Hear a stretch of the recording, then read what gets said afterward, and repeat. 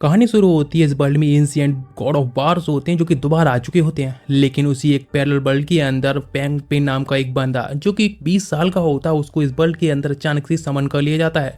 जो कि आसपास में जब देख रहा होता है तो उसके पास में दो लोग, टाई और ली नाम के दो लोग एक्सपर्ट्स होते हैं, फाइट कर रहे होते हैं। दोनों की जो पावर्स होती हैं वह गॉड लेवल की होती हैं। टाई एक अटैक के साथ में ली को माउंटेन जाकर हिट करता है और अपनी विक्ट्री को सेलिब्रेट करने लगता है, लेकिन ली तुरंत ही वापस आ जाता है और उसको दिखाता है कि असली बॉस यहाँ पर कौन है, और तुरंत ही अपनी एक माउंटेन सेटरिंग फिश के साथ में उसको ढेर कर देता है। जिसके साथ में अचानक से अब फैंगली अपनी आंखें खोलता है तो देखकर शॉक्ड जाता है, क्योंकि वह अभी क्लास के अंदर होता है और सोचता है क्या वह सपना देख रहा था। लेकिन तभी सामने से टीचर आते हैं और बताते हैं कि मार्शल आर्ट एग्जाम के लिए कल से रजिस्ट्रेशन स्टार्ट हो जाएंगे। जिसके साथ में वहाँ से वे चले जाते हैं, लेकिन वो सोचने लगता है कि यहाँ पे चल क्या रहा है। वहाँ पर उसके दो फ्रेंड होते हैं, यांग जी और चैन फैंग। वो उनकी तरफ ही देख रहा होता है, लेकिन वह पूछता है इस तरह से मुझे क्यों घूर रहे हो। वह कुछ कहे उससे पहले एक और बंदा आता है और उसको दिखाते एक वीडियो के बारे में, जिसमें एक बंदा होता है अपने बारे में बता रहा होता है। इसका नाम ली डाई ली होता है। वह कहता है वह 8th ग्रेड बैटल ग्राउंड में जाने वाला है, यानी एक वॉर की जगह पर, जहाँ पर कि वह अपने आप को खतरे में डाल रहा है। हो सकता है शायद वह मारा जाए, लेकिन मेरे को याद रखना गाइज, मैं तुमको इतनी खतरनाक जगह दिखा रहा हूँ। उस जगह को देखने के बाद वह सोचता ये क्या, ये तो वही जगह है जहाँ पर कि दो ग्रैंड मास्टर्स उसके सपने में फाइट कर रहे थे। और आखिर यहाँ पर चल क्या रहा है, यहाँ पर सब लोग मार्शल आर्ट की ही बात कर रहे हैं।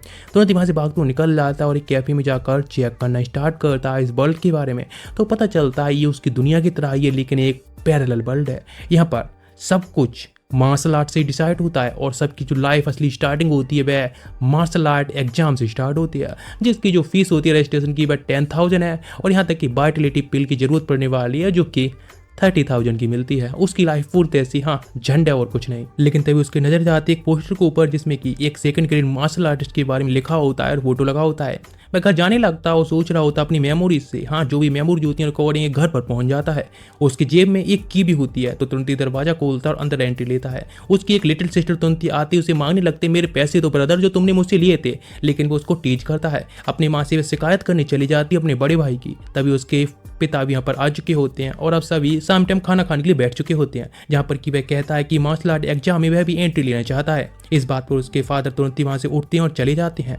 वापस आते हैं तो बहुत सारे पैसे लेकर आए होते हैं जो उसकी फीस के लिए होते हैं। इस बार वह पूरी तरह से डिटरमाइंड होता है एग्जाम के लिए, लेकिन वह जब सुन रहा होता है उसके पापा और माँ जो बात कर रही होती हैं, जिनमें कि वे कहती हैं हमारे पास में केवल 15,000 की सेविंग्स हैं। तो वे कहते हैं ऑफ कोर्स मैं इसमें कुछ पिल्स को भी खरीदने वाला हूँ, जिन पिल्स के साथ में मेरा बेटा है जो कि किसी भी तरह की चीज़ों में पीछे लैक ना करे और उसकी प्रोग्रेस अच्छी हो।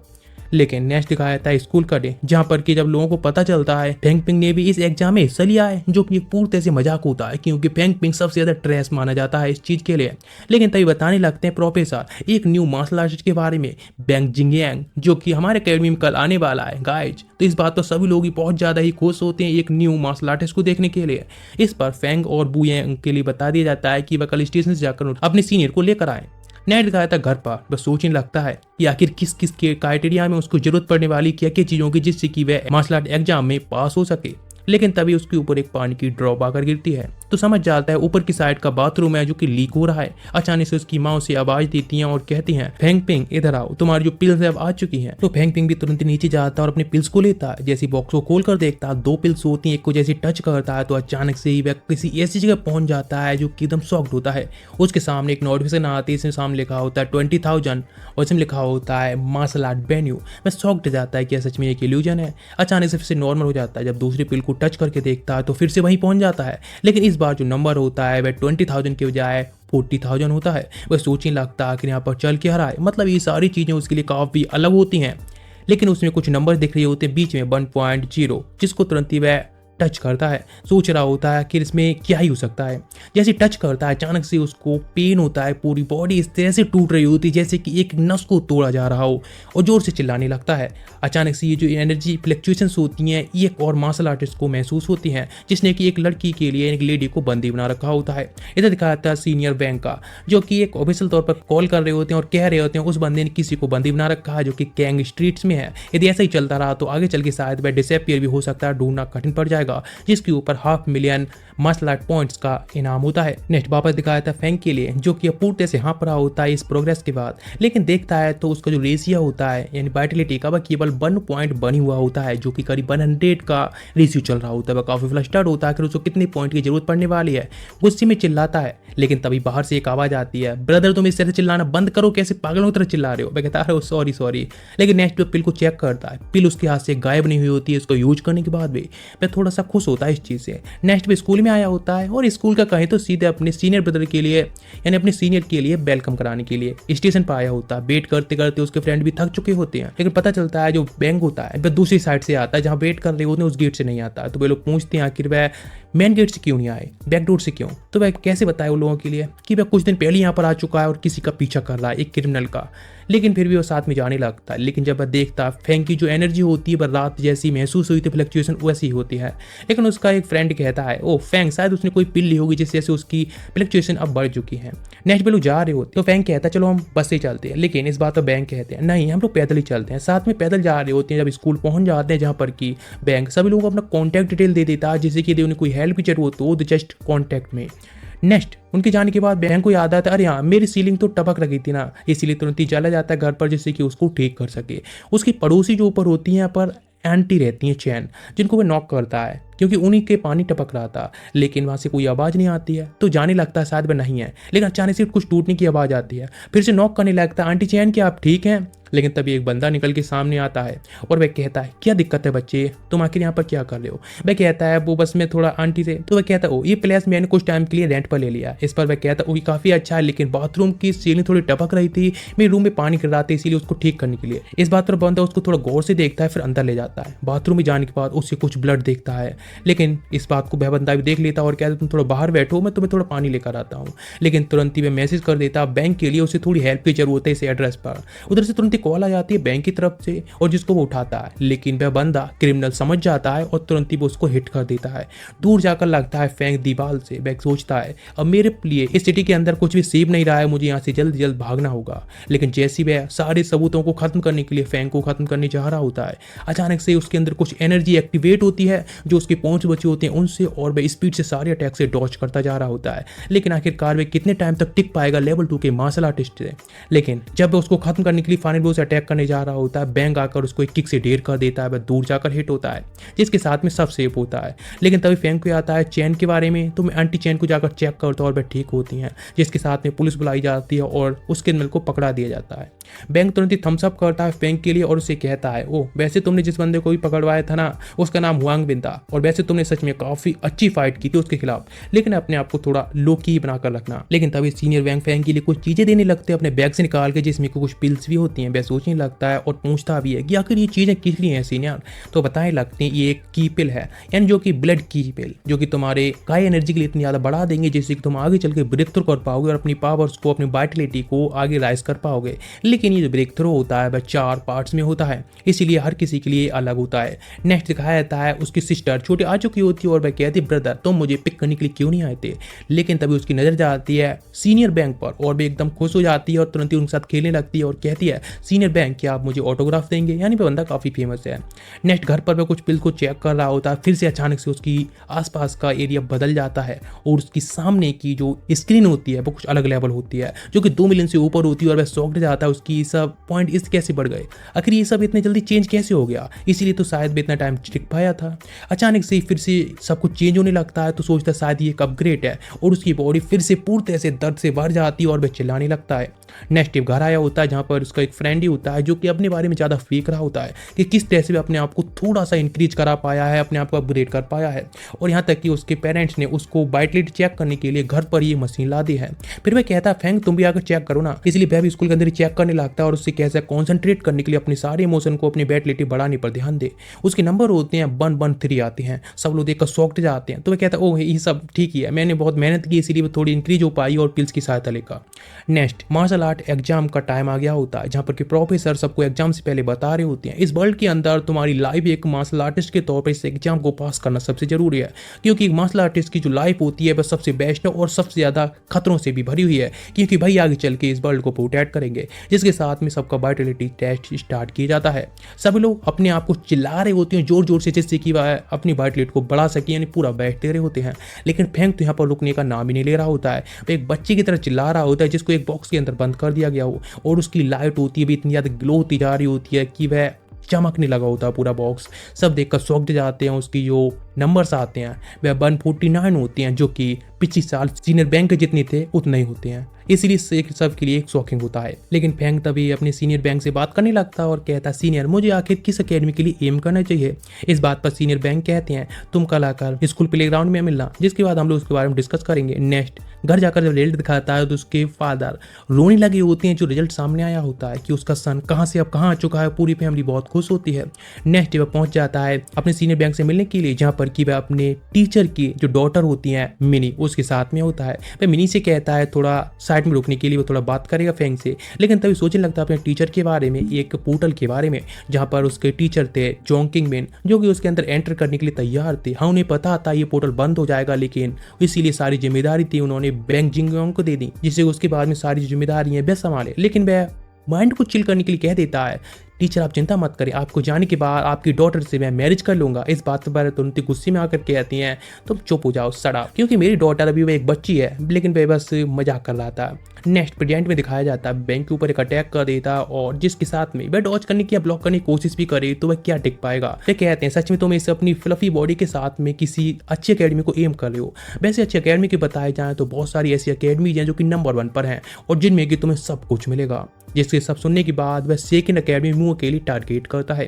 नेक्स्ट अब उसका भी टाइम आ चुका होता है अपनी अकेडमी जाने के लिए, इसीलिए उसके पेरेंट्स होती हैं ट्रेन के पास में उसको गुड बाय कहने आई होती हैं, जहाँ पर कि अपनी सिस्टर के साथ में थोड़ी मस्ती करता है। लेकिन जब वह जा रहा होता है तो वह साफ कहती है कि हाँ वह उसको मिस करेगी उसके जाने के बाद, लेकिन बैंक भी उसका वेट करेगा। नेक्स्ट अकेडमी के अंदर चला जाता है, जहाँ पर कि एक ब्लू हेयर गाय जो कि सामने तरफ आकर खड़ा हो जाता है, और वह कुछ अलग ही रुतबे में लग रहा होता है। लेकिन तभी बंदा अपने पास में फेंग को देखता है और उसके लेवल को पूछने की कोशिश करता है, लेकिन फेंग बस स्माइल कर देता और कहता, क्या आप यहाँ पर एक सीनियर हैं। इस बात पर तुरंत ही एरोगेंटली अपने बारे में इंट्रोडक्शन देता, यानी प्राइडली नॉट एरोगेंटली।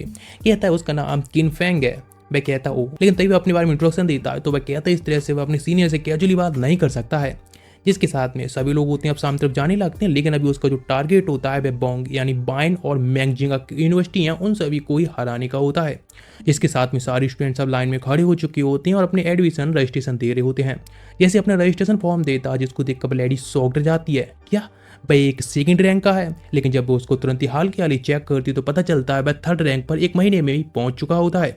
सभी देखकर शॉक्ड जाते हैं और तुरंत ही उसको एक चाबी दे दी जाती है, जो कि उसके लिए एक बिलाकी होती है, और उसकी सीनियर चॉय यांग को बुलाया जाता है, जो कि उसके डॉर्म तक छोड़कर आती हैं।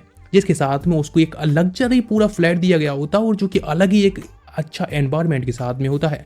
जब वह एंट्री लेता है अपने डॉर्म के अंदर तो सच में शॉक्ड हो जाता है। इतना अच्छा तो उसका पूरे घर का शायद कुछ भी नहीं कह सकते, घर तो उसका कुछ नहीं है उसके सामने, अच्छा फ्लैट। लेकिन तभी उसके रूम के अंदर फू चेंगविन नाम के एक बंदे की एंट्री होती है, और जो कि अंदर आकर बैठ जाता है और कहता है कि आखिर वह कहाँ से है। इस पर बताता है कि वह नैंगजिंग से है। वो इस बात पर सोचता है एक छोटी जगह से है, तो कहता है क्या वह बोंग के बारे में जानता है। वह हमेशा से ही बोन टेम्पिंग के अंदर क्रेजीली ब्रेक थ्रू करता जा रहा है, और जो कि आसपास की यूनिवर्सिटी में सारे लोगों को ही लगभग मेन फाइटर्स को हरा चुका है। इस पर वह बताता है कि बोन टेम्परिंग वह 3rd स्टेज पर पहुंच चुका है। ये सुनकर वह थोड़ा शॉक्ड होता है, लेकिन वह कहता है तुम्हारी जो स्टेज है जितनी भी है, या फिर तुम्हारी असली जो काबिलियत है फाइटिंग में, उन दोनों में काफ़ी बड़ा डिफरेंस हो सकता है। इसीलिए तुमको अपनी काबिलियत को बढ़ाना चाहिए, तुम इतनी अच्छी नहीं हो सकती हो फाइट में। मतलब पूरी तरह से मान चुका होता है कि वह वीकी है, और इसीलिए उसको डेब्यू जब दिया जाएगा कल के लिए तो वह तैयार है और अपने आप को पूरी एक बेहतर तौर पर लोगों के सामने रिप्रेजेंट करे। नेक्स्ट दिखाया था डेब्यू अरीना में, जहाँ पर कि किन भी आया होता है, जिसके साथ में एक लेडी होती है, और जो कि एक ऐसे लोगों को ढूंढ रही होती है जो कि सच में काफ़ी अच्छी परफॉर्मेंस कर सके। एंड टाइम पर एंट्री जाती है फेंग की, जो कि लगभग फुल्ली टाइम पर आया होता है, क्योंकि दरवाजा तुरंत ही बंद कर दिया जाता है। बाहर वाले बाहर रुक जाते हैं। तुरंत ही वहाँ पर प्रिंसिपल आते हैं, सभी लोगों के सामने अनाउंसमेंट करते हैं जो लोग यहाँ पर लेट आए हैं उनके आधे मार्शल आर्ट पॉइंट्स को कट कर दिया जाएगा, और जो लोग यहाँ पर से लेट आने वाले हैं और उनका रूल ही नहीं समझ पा रहे हैं तो आखिर वे क्या करेंगे, जो कि हजारों हो सकते हैं।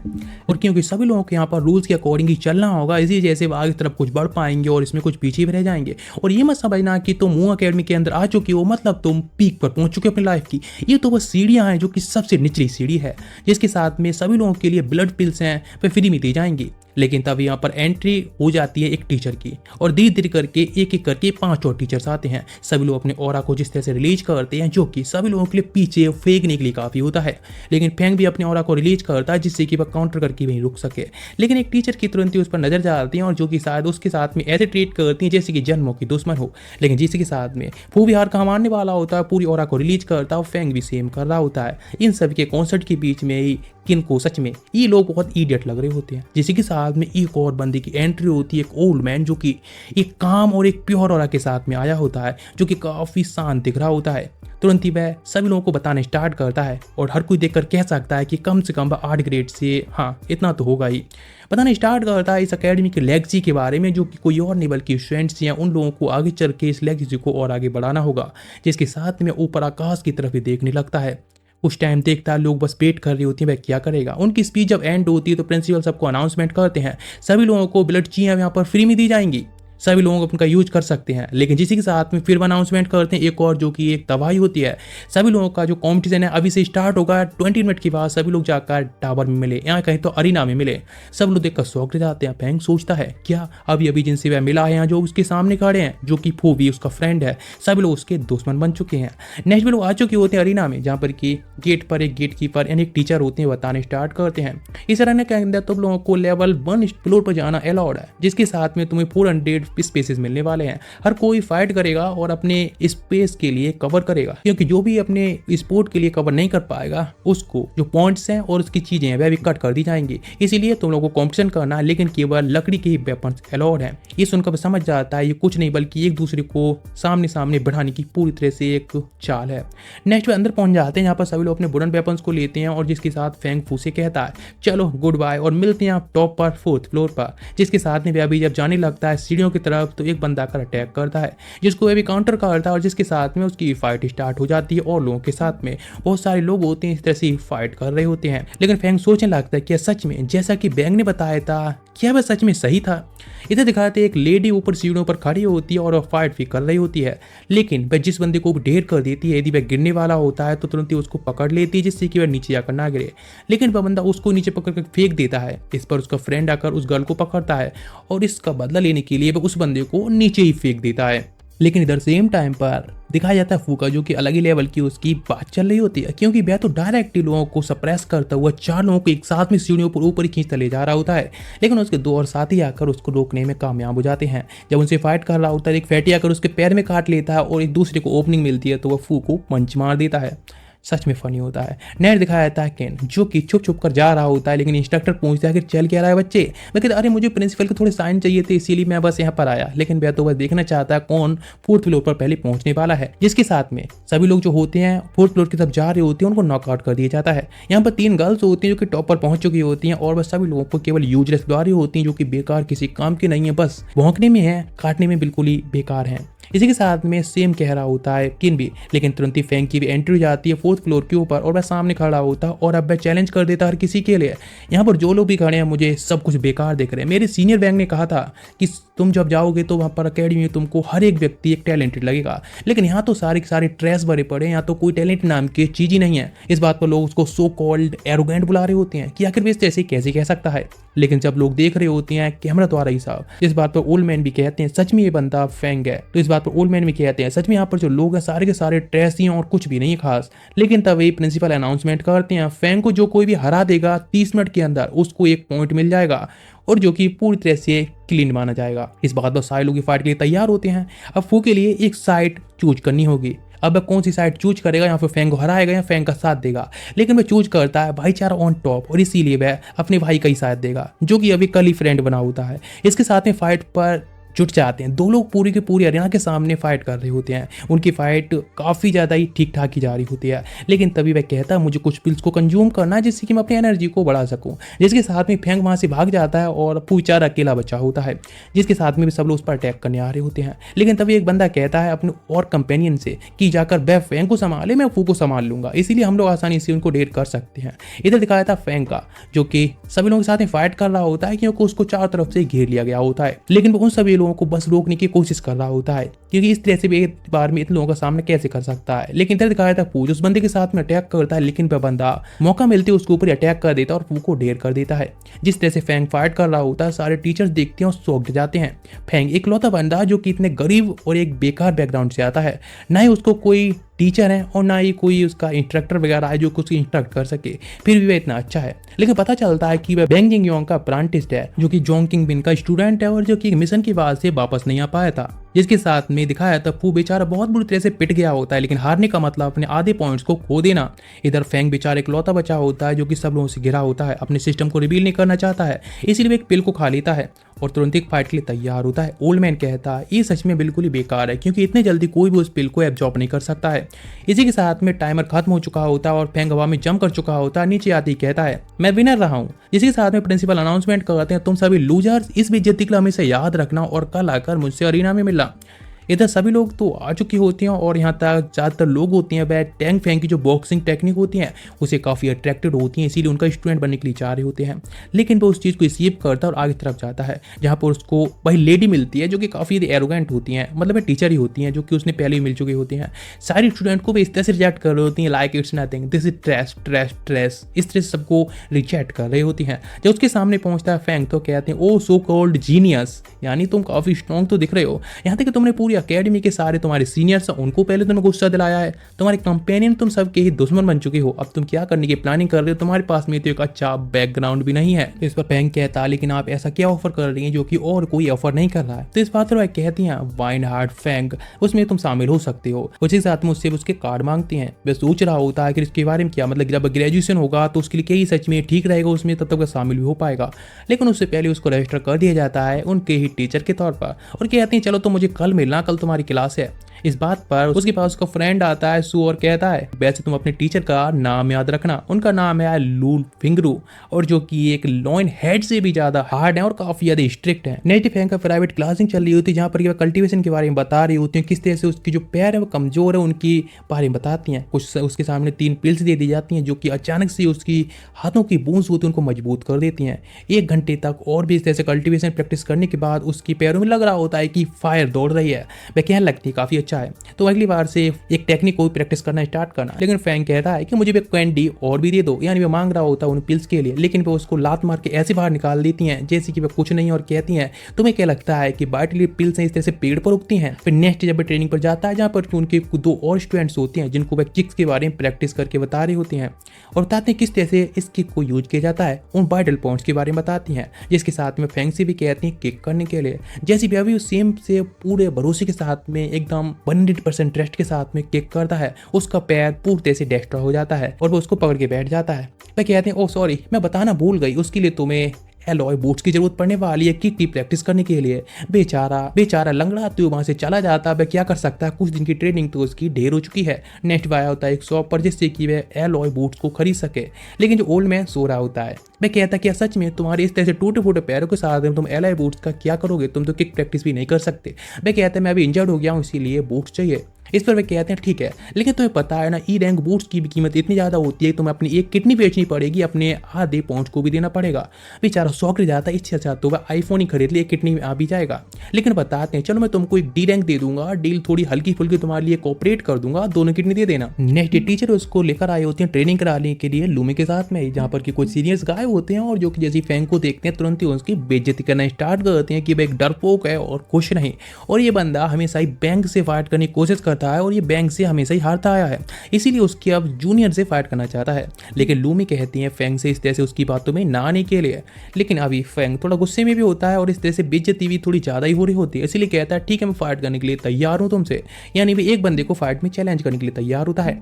अरीना में चला जाता है, वह जो लॉन्ग हेयर बंदा होता है वह अपने एक कंपेनियन को भेज देता है और जो कि फाइट के लिए तैयार होता है। दोनों फाइट के लिए तैयार होते हैं, स्टार्ट हो जाते हैं। फैंग कहता है ठीक है। जैसे भी बंदा सामने से अपनी एनर्जी के साथ में अटैक करता है, पंच की स्पीड लाइट की तरह होती है जिससे वह डॉज कर लेता है, लेकिन दोनों एक दूसरे पर पंचेस लॉन्च कर रहे होते हैं काफी ज्यादा हाई स्पीड से। दोनों की पंचेस जब टकराती हैं, यहाँ पर जो ताकत होती है उस बंदे की ज्यादा होती है फैंग से। फैंग तुरंत ही पीछे जाकर गिरता, अपने हाथ को भी पकड़ लेता है, उसको थोड़ी सांस लेने का टाइम भी ढंग से नहीं मिल पाता, लेकिन वह उसके ऊपर पंचेस की बारिश करना स्टार्ट कर देता है, जिसके साथ में फैंग डॉज कर रहा होता है और कहता है सच में तुम्हारे अंदर कोई भी तरीका ही नहीं है फाइट करने का। इकलौता शब्द काफी होता है उस बंदे को और गुस्सा दिलाने के लिए वे किक मारता है जिससे बैंक दूर जाकर गिरता है। तो टीचर लू कहती हैं, तुम्हें मैंने जैसा बताया था पावर चैनलिंग के बारे में, जिस तरह से पावर चैनल की जाती है सेम पे उसी टेक्निक को यूज करता है और स्पीड से जाकर किक मारता है जिससे एक किक के साथ में बंदा ढेर हो चुका होता है। लेकिन इसी के साथ में फेंग के भी पैर में दर्द हो रहा होता है क्योंकि ये टेक्निक इतनी ज्यादा खतरनाक है जब तक ठीक से प्रैक्टिस न कर पाओ। लेकिन इस बात पर लॉन्ग हेयर गाय कहता है, सच में ये बंदा पूर्णतः से ट्रैश है और कुछ नहीं। लेकिन इस चीज पर लुओ कहते हैं, तुम सच में पूर्णतः से एक ट्रैश हो, इसलिए तुम एक जूनियर को भी चैलेंज करने से पीछे हट रहे हो। वह कहता है, ऑफ कोर्स कोई यदि इंजर्ड है तो भी क्या दिक्कत है, उसको चैलेंज कर रहा है तो। लेकिन तभी उसी टाइम पर बैंक की एंट्री होती है और वह कहता है, इस तरह से क्या तुम जूनियर को बुली करने की ट्राई कर रहे हो? यदि तुम सच में हिम्मत है तो आ जाओ, अपने साइज के बराबर वाले से पंगा लो ना। नेक्स्ट कुछ टाइम बाद दिखाया था फेंग के साथ में बैंक बैठा होता है और फेंग पूछता आखिर आप यहाँ पर सीनियर क्या कर रहे हैं? तो वह कहता है, बस ये कोइंसिडेंस है जो कि मैं यहाँ पर आया हूँ। लेकिन बताता है फ्रेशमैन का एनुअल कॉम्पिटिशन आने वाला है, उसमें तुम्हें शायद पार्टिसिपेट करना चाहिए और तुम्हारे पास में काफ़ी अच्छी एक अपॉर्चुनिटी भी हो सकती है। नया दिखाया था टैंक का जो आए होते हैं ऑफिस के अंदर, जहाँ पर कि बताते हैं इस फ्रेशमैन कॉम्पिटिशन के बारे में। ये कॉम्पिटिशन है वह काफ़ी अच्छा हमारे अकेडमी के लिए एनुअल एक्युलेशन देने वाला है, यानी काफ़ी अच्छा एक 20% का बूस्ट मिलने वाला है यदि हम इस कॉम्पिटिशन को जीत जाएंगे तो। इसलिए टॉप स्टूडेंट्स हैं उनको पार्टिसिपेट कराने के लिए कहते हैं। इस चीज पर लुओ फिंगरू कहते हैं, ये तुम सच में इस कॉम्पिटिशन को जीतना चाहते हो, शायद वाइस प्रेसिडेंट को खुद इसमें पार्टिसिपेट करके खुद इसको फाइट करनी चाहिए। टैंक कहता है सट ऑफ रहने के लिए, वह कहता है यहाँ के जो टॉप 10 स्टूडेंट्स है उनको भी इसमें शामिल कराने वाला है, लेकिन जिसको वह ट्रेनिंग खुद ही देने वाला है, यहाँ पर उनको देखने वाला है कि सच में लायक भी हैं। जिसके साथ में उनकी जो ट्रेनिंग स्टार्ट होने वाली है और वैसे सभी लोगों को 30 क्रेडिट्स भी दिए जाएंगे और जिसके साथ में सभी लोगों को जो असली वेपन्स है वह भी दे दिए जाते हैं। जिसके साथ में फेंग को मिलता है एक स्पीयर और जिससे वह ट्रेनिंग कर रहा होता है, चीजों को डिस्ट्रॉय कर रहा होता है। उसके पास उसकी टीचर लू आती हैं और कहती हैं, इस तरह से ट्रेनिंग मत करो जैसे कि तुम चीजों को वह डिस्ट्रॉय करने की कोशिश कर रहे हो। उसको भी एक टेक्निक देती हैं ब्लड वस्ट ब्लेड और कहती हैं इसके साथ में ट्रेनिंग करने के लिए। इसके साथ में पूरी तरह से जंप स्केप्ड होता है और दिखाया था उस दिन का सीन जहां पर कि अब कंपटीशन स्टार्ट होने वाला होता है, जहां पर कि बहुत सारे स्टूडेंट्स आए होते हैं, यहाँ तक कि फेंग की सिस्टर भी उसको चीयर अप करने के लिए आई होती है। यहाँ पर वह भी स्ट्रीमर होता है जो कि बताता है कि वह खुद की लाइफ को किस तरह से तुम लोगों के लिए खतरे में डाल रहा है और खतरनाक जगहों पर जा रहा है चैन जैंग। और यहाँ पर वह सेम वैसी बकवास कर रहा होता अपनी ऑडियंस के लिए काफी अच्छे से भरोसा दिलाने के लिए। जिसके साथ में इधर दिखाया था फेंग का जो कि कैप्टन होता है, लेकिन उसकी सिस्टर आई होती है जिसने की एक यूपिंग क्लब बनाया होता है, जिस क्लब के अंदर काफी सारे लोग होते हैं, इसका कैप्टन उसी को बना दिया गया होता है। वह कहता आखिर ये क्या बकवास है, यूपिंग व्हाट इज दिस? वह कहती है ऑफ कोर्स ये उसने बनाया है, लेकिन यहाँ पर वह भी स्ट्रीमर आ चुका होता है और जो कि एक अच्छा कंटेंट लेने की कोशिश कर रहा होता है उनके साथ में शामिल होने के बाद। लेकिन तभी दिखाया था अरीना स्टेज के ऊपर जहाँ पर कि होस्ट होता है सभी लोगों को बताना स्टार्ट करता है सभी जो कैप्टन्स हैं और उन सभी के साथ में मिलकर एक लॉटरी खेली जाएगी, जिस लॉटरी के अकॉर्डिंग ही डिसाइड की जाएगा किसके साथ में फाइट होने वाली है।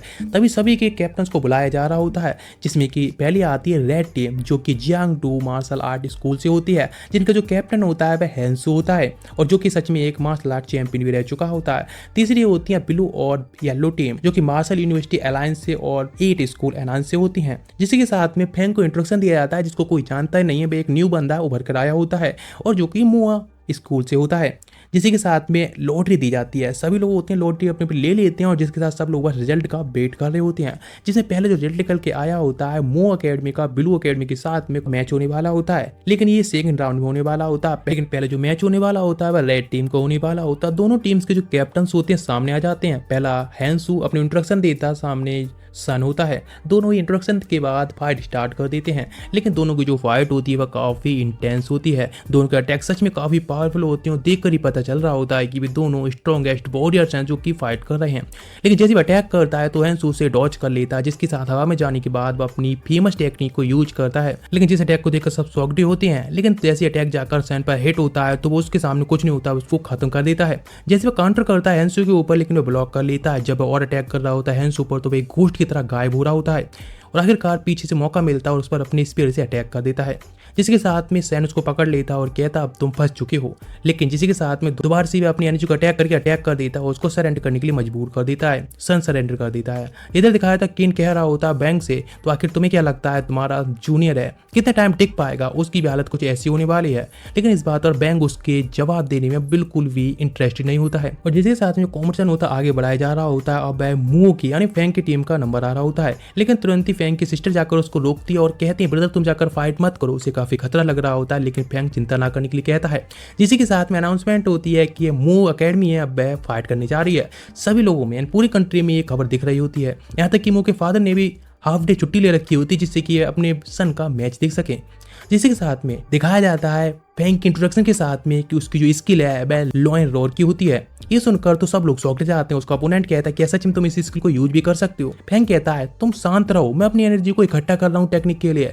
तुरंत ही वह सामने खड़ा हो जाता है एक स्टेज में। सामने वाला बंदा बस उसको ऑब्जर्व करने की कोशिश कर रहा होता है लेकिन कोई भी फ्लो नहीं देख पा रहा होता है। लेकिन तुरंत ही वह अपनी स्पीड को नीचे रख देता है तो वह भी अपने स्टैंड को चेंज कर लेता है। जिसके साथ में कैजुअली उसकी तरफ जाने लगता है तो ये देखकर वह गुस्से में आ जाता है और जाकर अटैक कर देता है। यही तो वह सेम चाह रहा था और आसानी से फेंग उसको ब्लॉक कर लेता है। जैसे ही वह अटैक करता है तो वह अपनी स्पीड के 2 टुकड़े कर देता है। ये देखकर तो वह खुद डर जाता है आखिर वह क्या करना चाहता है इस स्पीड के साथ में।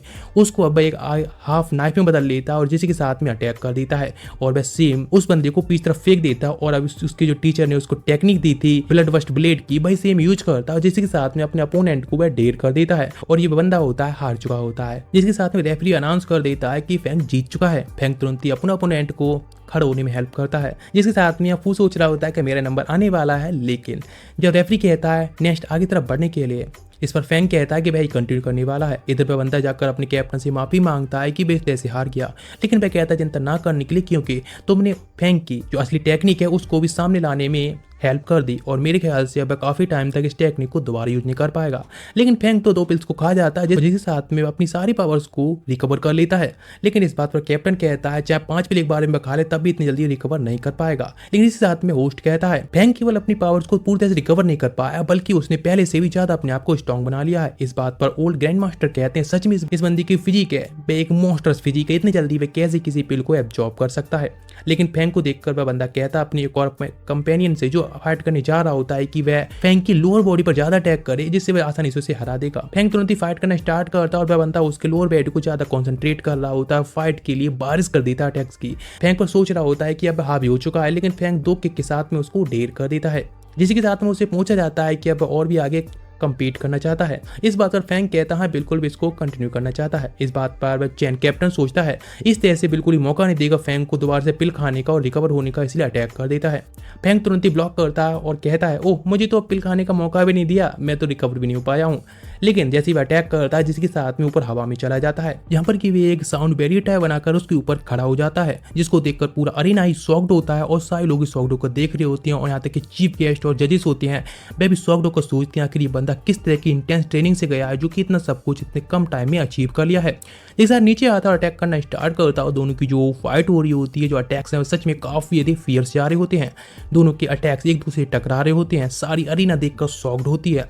लेकिन तभी सामने जो कैप्टन होता है वह अपनी पावर्स को रिलीज करने लगता है एक मूव के लिए जिसके साथ में अपनी फिजिक को रिवील करता है। सारे लोग देखकर उसको चिरअप करने लगते हैं। फेंग तुरंत ही उसको इंटरप्ट करना चाहता है, इस टेक्निक के बीच में अटैक करता है लेकिन वह कोई फायदा नहीं, जिसके साथ में फिर से उस पर अटैक करना स्टार्ट करता है लेकिन वह अटैक उसके सामने कुछ काम के नहीं होते हैं। और जहाँ पर कि कैप्टन अपनी रोरिंग स्पिरिट और फेंग अपनी फियर्स स्पिरिट फिनिक्स को यूज कर रहा होता है। दोनों की जो फियर्स टेक्निक होती है काफी पावरफुल होती हैं। यहाँ तक उसकी सिस्टर भी टीवी पर इस मैच को देख रही होती है और चीयर अप कर रही होती है मन मन अपने ब्रदर के लिए। दोनों बहुत एग्जस्टेड हो चुकी होती हैं लेकिन यहाँ पर दोनों ही अपनी लास्ट पावर को यूज करके फाइनल ब्रो से अटैक कर देती हैं। एक बहुत बड़ा ब्लास्ट होता है जिसके बाद सबको दिखता है कि फेंग बस सामने खड़ा होता है, जिसके साथ में फेंग जीत भी चुका होता है और बाकी मैचेस भी वे जीत जाते हैं। नेक्स्ट डे दिखाया था अरीना का सीन जिसमें कि कॉम्पिटिशन में पता चलता है कि रेड टीम है जो कि सामना करने वाली है मू के टीम के लिए, जहाँ पर कि टैंक जो टीचर होते हैं वह कहते हैं फेंग तुम इस बार से पार्टिसिपेट नहीं करोगे इस मैच में। वह शॉक्ड जाता है ऐसा क्यों, तो बताते हैं एक टीम के अंदर 5 लोग ही पार्टिसिपेट कर सकते हैं जिसमें कि तुमने पहले अपनी बहुत सारी टेक्निक्स हैं सबके सामने शो कर दी हैं, इसलिए तुमको इसमें पार्टिसिपेट नहीं करना चाहिए। इस बात पर और भी लोग कहते हैं हाँ बिल्कुल। टीचर कहती हैं कि वैसे तुमको आगे की तरफ वेट करना चाहिए, फाइनल कॉम्पिटिशन के लिए आखिर पता नहीं किस किस के पास में क्या ट्रिक होगी, इसलिए तुमको छुपा कर रखना चाहिए और हमें तो सामने वाले के बारे में नहीं पता है उनके पास में क्या सीक्रेट कार्ड हो सकते हैं। फेंग तुरंत ही टीचर की एडवाइस के लिए हाँ कहता है और मान जाता है। इसी के साथ में फू होता है और सूमी, ये लोग होते हैं पूरी टीम के अंदर और फू काफी ज्यादा ही एक्साइटेड होता है इस मैच को खेलने के लिए क्योंकि इस बार उसको चांस मिला होता है फाइट के लिए। फेंग उससे कहता है अपना बैट देने के लिए, अपना वेस्ट करने के लिए, जहाँ पर दोनों टीम की तरफ से एक एक बंदा सामने फाइट करने के लिए आता है। सामने से सूजी, इधर से सूमी होती है। सामने बंदा होता है इंट्रोडक्शन के बाद डायरेक्टली अटैक कर देता है। जो अटैक जैसे ही ब्लॉक करती है सू में, वह तुरंत ही पीछे तरफ जाकर गिरती है। लेकिन अभी यहाँ पर वह हार नहीं मानने वाली, सामने खड़ी हो जाती है कि इतनी ईजी भी नहीं है कि वो उसको हराया जा सके। इसीलिए जैसे ही वो दोबारा से अटैक करता है वह ब्लॉक करना स्टार्ट कर अपने हाथों से। कैप्टन कहता है सूजी से कि उसकी बूंस हैं उसको डायरेक्ट जाकर हिट करे तो आसानी से उसको हरा सकता है। डायरेक्ट जाकर जब हिट करता है तो फिर भी सू में इस तरह से हार कहाँ मानने वाली होती है, उसको ब्लॉक कर लेती है। अपनी बूंस पर काफी ज्यादा प्रेशर पड़ रहा होता है उसके बावजूद भी, जिसे सूजी और फ्रस्ट्रेट होता है, इसलिए दोबारा से डायरेक्ट ही हिट करता है उसके ऊपर, जिसको देखकर तो कैप्टन और सूजी दोनों ही शॉक्ड जाते हैं। आखिर वे किस तरह से इस तरह की पावर्स को अपने डायरेक्ट बूंस की पावर पर ही ब्लॉक कर सकती है। दोबारा से जब अटैक करने को जा रहा होता है सूजी के ऊपर, तो जैसे थोड़ा मौका मिलता है वह अपने ब्लड एरो से शूट करती है और उसके विजन को ब्लॉक करके उस पर किक से अटैक करती है और सूजी को हरा देती है। और जिसके साथ में पूरा अरीना ही बस शॉक्ड होकर देख रही होती है आखिर उसने अभी भी किस तरह से उसको ढेर किया होता है। यहाँ पर विनर डिक्लेयर कर दिया जाता है सूमी के लिए। और यहाँ पर अभी 3 महीनों तक मुझे नहीं लगता है कि सूमी है जो कि किसी भी तरह की पार्टिसिपेट कर पाएगी, क्योंकि उसकी बोन्स होती हैं टूट चुकी होती हैं। ये देखकर फैंग सोचने लगता है कि सच में इस तरह से इस फाइट के बीच में इतने टाइम तक रुके रहना डिजर्व भी करता है। लेकिन इसी के साथ में फू होता है वह काफी एक्साइटेड और काफी गुस्से में भी होता है। फाइट करने के लिए सामने हैंसू का सामना करने के लिए खड़ा हो जाता है। वो तुरंत ही जाकर अटैक कर देता है, लेकिन वह तो स्पीड से गोश्त की तरह उसके आसपास में गायब हो जाता है, क्योंकि सू की स्पीड काफी अच्छी होती है और टेक्निक भी अच्छी होती है। स्पीड से जाकर उस पर अटैक करता है लेकिन उसको आसानी से ब्लॉक कर लेता है। लेकिन जब स्पीड से जाकर उस पर अपनी केवल पावर से अटैक करता है तो फू जाकर पीछे गिरता है और वह ब्लीडिंग करने लगता है। इसी के साथ में लू फैमिली की वह ड्रैगन टेक्निक यूज करता है, लेकिन सू इसको ऐसे खत्म कर देता है जैसे कि उसके सामने वह कुछ होती नहीं है।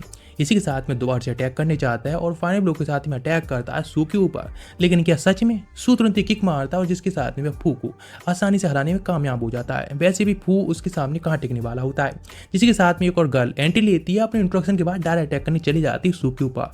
सू उसको अपनी स्पीड के बजाय पंच से ढेर करना ज्यादा पसंद करता है। उसके अटैक को ब्लॉक कर लेता है और जब सीक्रेटली अटैक करती है तो उसको भी अपने पैरों से ब्लॉक कर लेता है। सब देखकर शॉक्ड जाते हैं, लेकिन तुरंत ही अपने सर से अटैक करती है और जिसके सामने सू टिक नहीं पाता है। अपनी स्पीड को उठा लेता और दोबारा से वह गर्ल अटैक करने को जंप करती है तो अपनी स्पीड से अटैक कर देता है चेस्ट पर, लेकिन फिर से अपने सर से अटैक कर देती जिसके सामने सू नहीं टिक पाता। एक बार और फिर से सर से अटैक करती क्योंकि ये काम कर रहा होता है, जिसके साथ में सू पीछे पहुंच जाता है। लेकिन तभी सू की तरफ से एक और नेक्स्ट बंदा आता है जिनबू, और वह कहता है कि यार्ली के लिए वह खुद ही अपोनेंट बनने वाला है। नेट दिखाया था इधर वांग एनची जो कि एक क्रिस्टल को चुरा कर लेकर आ रहा होता है, एक फैसिलिटी से जिसे खुद को स्ट्रॉन्ग बना सके और अपने टीचर को वापस ला सके स्ट्रॉन्ग बनाकर। इधर फाइट जो हो रही होती है जिनबू सच में काफी अच्छा स्पीड में होता है और जाली को आसानी से हरा देता है। जैसे वह अटैक करता है दोबारा से उठकर, तो लेकिन कोई फायदा नहीं, आसानी से उसके सामने फिर से उसको ढेर कर देता है। इसी के साथ में अनाउंस करता है और वह उनकी पूरी टीम को एक ताना मारता है जो कि खास तौर से फैंग के लिए होता है। लेकिन फैंग भी उसका ओपोनेंट बनने के लिए तैयार होता है और तुरंत ही पहुंच जाता है अरीना के अंदर। वह तुरंत ही अटैक कर देता है, लेकिन जिसी के साथ में जो कि अपने सारे ओपोनेंट को ढेर करता जा रहा होता है। इस तरह जो कॉम्पिटिशन होती है वह काफी अच्छी जाती है, लेकिन इस कॉम्पिटिशन के बाद जो लोग भी फाइट एक बार कर चुकी होती है वह केवल बेड पर ही पड़े रह सकते हैं। उनकी हालत कुछ इतनी ज्यादा बुरी हो चुकी होती है। टैंग से पूछता है आखिर हमें नेक्स्ट क्या करना चाहिए, तो वह कहते हैं अभी मैं सारी चीजें हैं वह फैंग के ऊपर छोड़ रहा हूँ। और जब एक बंदा पूछता है कि टॉप 5 फाइनल्स में कौन जाने वाला है, तो इसका भी जो मैटर होता है टैंग फैंग के ऊपर ही छोड़ देता है कि जो चाहे वह चूज कर सकता है। यंग कहता है सामने से कंपटीशन में 1 to 1 करना या सामने से चैलेंज करना ठीक रहेगा। इस पर वह अपने टीचर का सपोर्ट देता है और फैंग कहता है कि ये सामने से कंप्लेंट करने के लिए तैयार है चैनली के लिए। नेक्स्ट सब में केवल एक ही बात चल रही होती है, उन कॉम्पिटिशन में कौन विनर हो सकता है। ऑडियंस होती है हमेशा से एक्साइटेड रहती है विनर्स के लिए और वोटिंग कर रही होती है। इसी के साथ में मुंह के स्कूल का कॉम्पिटिशन स्टार्ट हो चुका होता है। पहला बंदा जिनले और जोंग सामने आ चुके होते हैं। जिन जो कि कोई भी मौका नहीं छोड़ता, स्पीड से अटैक करने लगता है जोंग पर। जैसे वह डिफेंड करने की ट्राई करता है पैर को नीचे से निकल जाता है और अपनी जो ग्लव्स होते हैं उनसे अपनी स्पीड को कम करता है और स्पीड से पीछे से आकर बूस्ट के साथ में अटैक कर देता है। यहाँ पता चलता है जिनकी जो असली एबिलिटी है वह एजिलिटी और स्पीड है। और जिस तरह से अटैक हो रहे होते हैं तुरंत ही जोंग अपनी एक मूव को यूज करता है और फायर के साथ में एक अटैक कर देता है, जिससे वह जो मौका लग रहा था कि जिन जीत जाएगा उस मैच को जोंग जीत जाता है। इसी के साथ में अनाउंसमेंट भी हो जाती है। नेक्स्ट आई होती है चैन यांग फाइट करने के लिए। चैन यांग कहती है मुझे तुम थोड़ी से अभी वीक लग रही हो, सही सिचुएशन नहीं, इसलिए तुम्हें साथ पीछे हट जाना चाहिए। लेकिन वह बंदा उसको कमजोर समझता है और अपने फायर फिर से अटैक कर देता है, जिसके साथ में दूर जाकर गिरती है और ढेर हो जाती है। एंकर होता है तुरंत ही अनाउंस करने लगता है कि अभी जीत चुका है, लेकिन तभी देखते हैं चैन यांग होती है तुरंत ही दोबारा से उठने लगती है और वह दोबारा खड़ी हो जाती है। और यहाँ पर वह मैच जीत चुकी होती है बिना किसी फाइट के, क्योंकि यहाँ पर एग्जिस्टेड यानी थकने की वजह से ही जोंग होता है हार चुका होता है। और अभी न्यू अपोनेंट आता है फैंग बेंसिन, जो कि अब चैन यांग का सामना करने वाला होता है। जैसे वह अटैक करना स्टार्ट करता है तो काफी स्पीड से अटैक करता जा रहा होता है, जिसके साथ में चैन यांग कहती है चलो ठीक है मुझे अपनी पावर यूज ही करनी चाहिए। इसी के साथ में अपनी 18 किक्स को यूज करती है काफी सारी के साथ में स्पीड से किक्स यूज करती जा रही होती है। वह फैंग वेनसिन को एक मौका भी नहीं देती है, लेकिन अचानक से उसके पैर को पकड़ के नीचे फेंक देता है और अपनी डोंगफेंग फैमिली की एक सीक्रेट टेक्निक को यूज करने लगता है। जैसे अटैक लगने वाला होता है, चैन या अंकुल बीच में फैंग आकर उसको डिफेंड करता है और कहता है चलो ठीक है, अब नेक्स्ट राउंड में मैं फाइट करता हूँ। जिसके साथ में फाइट करना स्टार्ट करता है फैंग वेनसिन के साथ में और वो उसको हरा देता है। अब जो मुकाबला होता है वह इंटेंस हो चुका होता है, क्योंकि दोनों कैप्टन्स की अब बारी आई होती है फाइट करने के लिए। दोनों अपने वेपन्स को क्लैश करते हैं और जो कि सच में काफी इंटेंस होता है। जैसे ही वह अटैक करता है अपनी स्पीयर अटैक से हैंसू, तो तुरंत ही वह उसको हवा में जाकर ब्लॉक कर लेता है। यहाँ पर जो एंकर होता है वह सभी लोगों के बारे में कुछ भी कहे, लेकिन यहाँ पर बेइज्जती फैंग की ही कर रहा होता है, क्योंकि पूरी तरह से लग रहा होता है कि फैंग हारने वाला है, क्योंकि उसकी किसी भी अटैक से ऐसा नहीं लग रहा है कि वह जीत भी पाएगा। लेकिन तुरंत ही अपनी स्पीयर को 2 स्वाड में बदल के अटैक करता है। जो अटैक हैंसू के सामने कुछ भी नहीं होता है और हैंसू पीछे से आकर उसको हिट कर देता है अपनी स्पीयर से, इससे वह ढेर हो जाता है। लेकिन फैंग तुरंत ही एक पिल को खा लेता है, जिसके साथ में अपनी एनर्जी को रिस्टोर कर सके और अपने सिस्टम को भी सीक्रेटली यूज करता है। इधर दिखाया जाता है सीनियर बैंग और चिनका, जो कि एक जगह पड़े होते हैं, बेचारे काफी ज्यादा टूटे फूटे होते हैं। लेकिन ये देखकर शॉक्ड होता है कि सच में ये बंदा पूरे से मॉन्स्टर है, इतनी जल्दी पिल को खाने के बाद कौन उससे रिकवर हो सकता है। लेकिन तुरंत ही अब दोनों की जो फाइट होती है वो काफी इंटेंसली जा रही होती है, दोनों हवा में अटैक कर रहे होते हैं। जिसी के साथ में अब फैंग की हालत इतनी बुरी कर दी होती है हैंसू ने कि उसके हाथ हिलाने के लिए भी ताकत नहीं बची होती है। लेकिन अभी वो हारना नहीं चाहता है, सोच रहा होता है क्या कोई मौका है। अचानक से वो उसका सिस्टम होता है वो उसको एक जगह ऐसी जगह ले जाता है जिसके सामने उसे काफी कुछ अजीब सा दिख रहा होता है। लेकिन जब अब दोबारा से सामने देखता है तो पूरी तरह से वो रिकवर हो चुका होता है, जैसे कि उसने एक टाइम रिवर्स कर लिया हो और खुद को रिकवर करने के लिए। हैंसू कहता है इस तरह की कोई भी टेक्निक मेरे खिलाफ काम नहीं आने वाली है, तुम कुछ भी कर लो। लेकिन फैंग यहाँ पर हार कहाँ मानने वाला होता है। तुरंत ही सू होता है फैंग के ऊपर अटैक करना स्टार्ट कर देता है, जिससे वह डॉज और ब्लॉक कर रहा होता है। लेकिन तभी फैंग अपनी एक न्यू टेक्निक को यूज करता है, जिसके साथ में अटैक करता है और हाँ हैंसू को यहाँ पर वह ढेर कर देता है। यहाँ पर वह जीत चुका होता है, हार वो में जीत जाता है, वह खुश होता है। एक साथ में अनाउंसमेंट हो जाती है और ये सच में अनएक्सपेक्टेड था। जिसके बाद एक हॉलीडे के बाद अब दोबारा से इसका पार्ट 2 होने वाला है, यानी कॉम्पिटिशन होने वाली है। इसलिए फैंग भी होता है अपने रिलैक्स मूड में होता है और सोच रहा होता है इस बार वह काफी अधिक वीक था, अपने आप को ज्यादा से ज्यादा ट्रेन करेगा जिससे कि उसको सिस्टम के ऊपर ज्यादा निर्भर न रहना पड़े और खुद को ज्यादा स्ट्रॉन्ग बना सके। और अपनी सिस्टर और बाकी सारे जो फ्रेंड्स होते हैं उन सभी के साथ में अपने घर के लिए निकल जाता है, जहाँ पर सभी लोग ये इस बारे में बात कर रहे होते हैं। यहाँ पर उस लाइव स्ट्रीमर होता है उसको वैसे ही छोड़ देते हैं, क्योंकि बंदा लाइव स्ट्रीम कर रहा है और हाँ सब कुछ अच्छा खासी कर रहा होता है। लेकिन देखा जाए तो तब भी उसको ऐसे छोड़ दिया क्योंकि अभी उसको किसी काम का भी नहीं होता है। वह बेचारा वहाँ से चला जाता है, उसको उससे निकाल दिया इसीलिए आगे तरफ जा रहे हो तो। लेकिन तब उसके फ्रेंड भी वहाँ पर आ जाते हैं जो कि अब पूरी तरह रिकवर हो चुके होते हैं, हाँ थोड़ा बहुत। तो उनमें से एक गर्ल कहती है सच में पहली बार देख रही हूँ कोई भी अब तक ऐसा फ्रेशमैन नहीं है जो कि अकेडमी में आते ही वह सेकंड रैंक तक पहुँच जाए। वह भी जा रहा होता है, कुछ रैंक वगैरह चेक करती हो और अपने सभी फ्रेंड से गुड बाय कहकर निकल जाता है।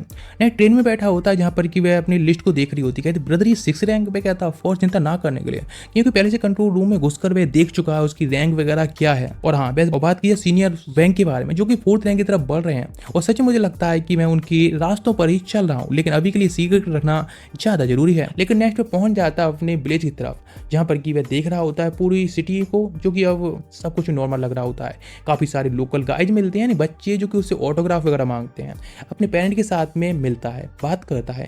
नेक्स्ट सुबह टाइम जब बाहर घूमने आया होता है तो वहाँ पर एक एजेंट आता है जो कि वही बंदा होता है जिसने उस बाउंटी वाले बंदे को पकड़ा था, जो कि फैंग और बैंग ने दोनों मिलकर पकड़ा था। यहाँ बताता है मेयर की तरफ से तुम्हें कुछ गिफ्ट दी जा रहे हैं, जिसमें कि तुम्हें एक अलग से फेयर बिला मिलेगा। तुम्हारी सिस्टर है वह भी एक अच्छी अकेडमी में जा पाएगी। अब ये देखकर तो शॉक्ड जाता है। तब ये बात करता है सीनियर बैंक से और बताता है सब कुछ तो आपने किया था ना सीनियर, इसमें सबसे बड़ा शेयर आपका है। तो कहता है अरे नहीं मुझे ये सब चीज़ों की जरूरत नहीं है, मेरे पास सब कुछ है अभी के लिए। तुम्हारे लिए काफ़ी अच्छा होगा, तुम्हारे पास एक अच्छा अपना बिला होगा, खुद का ट्रेनिंग रूम होगा, तो इससे तुम ट्रेन भी कर पाओगे और जहाँ पर कि वह अपनी फैमिली के साथ में भी चैन से रह सकता है काफ़ी अच्छे से। वह इस चीज़ पर उसे थैंक्स कहता है और उसको एक मील के लिए इन्वाइट करता है थैंक्स कहने के लिए ही। लेकिन नेक्स्ट पहुंच जाते हैं उसे अपार्टमेंट पर, जो कि सच में पूरा एक बिलाई होता है। यहाँ पर कि सब कुछ काफ़ी अच्छा इंटीरियर होता है। यहाँ तक उसका जो ट्रेनिंग रूम होता है जो कि पूरे एक फ्लोर ही होता है अलग से, वह काफ़ी अलग होता है जिसमें आसानी से वह ट्रेनिंग कर सकता है। नेक्स्ट डे से हॉलीडेज खत्म हो जाते हैं, हॉलीडे के बाद वह पहुंच जाता है स्कूल में। यहाँ पर कि उसके सारे फ्रेंड मिलते हैं तो बताता है कि वह 2nd रैंक पर है।